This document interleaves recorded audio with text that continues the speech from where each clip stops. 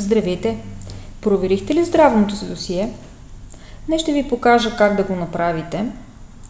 Достъпваме системата на Националната здравноосигурителна каса и се идентифицираме с квалифициран електронен подпис, като въвеждаме PIN код за достъп.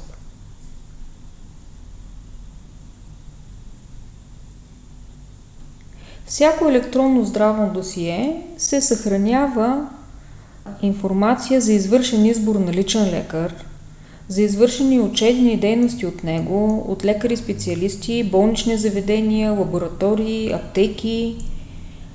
Налична е информация за извършени учебни дейности от изпълнителите на дентална помощ, както и информация за издадените европейски здравноосигурителни карти.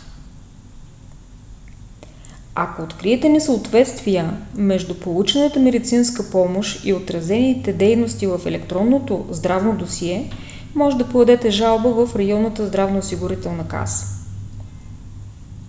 Вие гледате видеоурок на eSign. Сподели с приятел, ако видеото е било полезно за теб.